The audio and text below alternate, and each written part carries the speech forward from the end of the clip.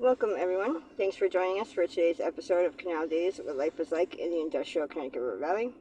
As always, I'm your host, Carrie, along with my co-host, founder of Historical Tours of Greater Holyoke, Robert Como. Our Canal Days series delves into the vast array of historical sites throughout Massachusetts, with Robert's expertise of the state's history as our personal guide. Each episode, we uncover pivotal historic locations or landmarks, delving into the seminal and monumental significance they hold within. Today's episode of Canal Days will be exploring the Main Street Cemetery of Hatfield, Massachusetts. So, can you reveal the history and features of the cemetery? It's a nicely laid out cemetery. It's in the form of a lawn-style cemetery, but it wasn't started that way. It was started as a churchyard cemetery. That means along the side of a church. Churches towards the front of the street on this main street. The real lawn-style cemeteries didn't come around until around 1860s. But it started simple as church, but very quickly soon after, it's turned into a lawn style. That means that everything's straight lines, and that's why you see most of the gravestones in very straight lines. The roads are very straight, and a minimum of vegetation. And it's found near the corner of Billen Way and Main Street, of course. Now, today we're going to talk about its plat maps, its appearances, and who a very special person is to this cemetery and to Hatfield and Northampton. And of course, it's very nice to visit there because of its layout and history and now of that very important person. And clarify who is Sophia Smith and her relation to the cemetery. Sophia Smith started up two very important educational institutions. One is Hatfield Academy, which she gave money in 1870 upon her death. In her will, there was found that she bequeathed lots of money for the academy to serve the school children of Hatfield. She had gotten lots of money from her father when he died, and some money from her brother when he died. They were very rich farmers, and they were able to give out money to her, and she very much believed in education of young people, and she gave it up for institutions. Now, more importantly, though, is that she also gave money to start up a new college, a women's college, the first women's college within the United States, called Smith College after her. This money she gave out in her will in 1870, and it was prepared and ready for the college to open up in 1873 as a college. It was the first women's college again in the United States. That is a big achievement. And that got the ball rolling so that other female institutions, colleges, and high schools started to go up around the United States. And they still exist, of course.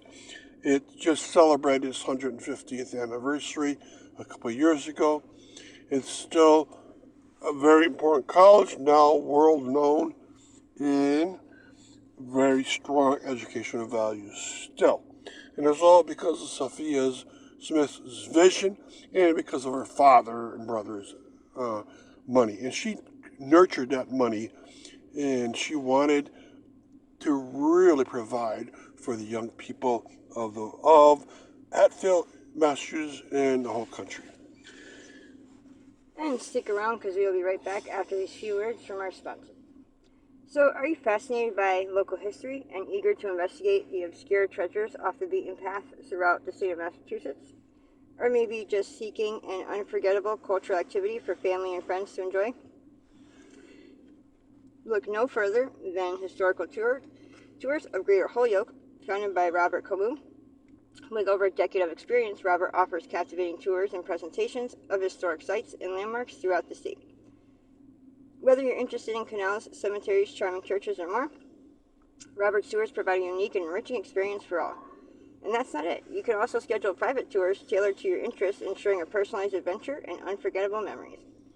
Perfect for families or groups of all sizes, making for an exciting hands-on learning experience that brings history to life. simply visit holyokecanaltour.org or email bobcat4214, capital B, at yahoo.com to book your private tour today. But wait, there's more. Don't miss out on Robert's podcast and video series, Canal Days, where you can dive even deeper into the vital history of the Connecticut River Valley. Plus, for those who may not be local or would rather enjoy on the go, or from the comfort of their home, Canal Days brings the adventure right to your screen. So don't miss out. Uncover the pivotal past with historical tours of Greater Holyoke to make memories that will last a lifetime. Remember to log on to holyokecanaltour.org for more information and secure your personalized experience today. So welcome back to our Canal Days episode of the Main Street Cemetery in Hatfield, Massachusetts. And can you explain the plat maps for the cemetery? When people want to find deceased family members, they often call the office and they'll give them a certain section and plot number. And these plots have been bought out by family a long time ago. They might buy a 1, 2, 4, 6, 8, 12 member plot and then go to the deceased members. Now, most cemeteries have that available. Now, Hatfield has gone one step further. They've made plot maps available. Now, plot maps are P-L-O-T, and they're bigger, and they're big family items. Plot map is an individual grave for one person within the big plot that is owned by the family, and that's spelled P-L-A-T. And so, if you really want to find a relative down to their individual burial site, look at the plat maps that Hatfield's government has come up with.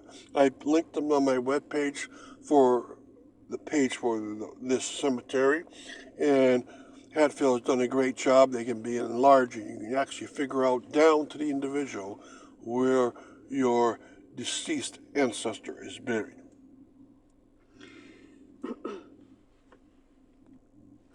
And can you describe the appearance of the cemetery as a whole? It's a very nice cemetery. It's easy to find Sophia Smith because her family, the Smith family, is surrounded by large evergreen trees. She has a big obelisk gravestone within it. Sophia Smith, born 1796, died June 12th, 1870, and it says right on it, she founded Smith College in Northampton and Smith Academy in Hatfield, and then it has a biblical quote below it. Her father is also buried there with her. Her uncle is buried in the back, so there's a lot of the Smith family around here. And it's fun to walk around the hole and see all these enormous family plots. There's some very interesting gravestones, including a tree trunk made to be a gravestone. Someone carved into granite a tree trunk, and that's it. And the symbolism is the broken branches are that the life is gone, but still the tree trunk itself symbolizes that they were strong believers, and it's quite beautiful. So I encourage you to go there and, of course, visit Sophia Smith. And thanks for listening to Canal Days and our episode on the Main Street Hatfield Cemetery, and joining us on our journey through the rich history of the Connecticut River Valley. We hope you enjoyed uncovering some of the hidden and overlooked marvels and their fascinating stories that shaped our past in the state of Massachusetts. A special thanks to Robert Camus, founder of the Historical Tours of Greater Holyoke, for sharing his passion and expertise with us. Remember, you can find more information about Robert's tours, book private tours, and explore Canal Days video and podcast series at holyokecanaltour.org. And if you enjoyed today's episode, please like, comment, and share. We'd love to hear your thoughts and suggestions for future episodes. Until next time, keep exploring and discovering the history that is hidden in plain sight all around us. Thanks for listening, and don't forget to tune into our next episode of Canal Days and check out holyokecanaltour.org. And until next time.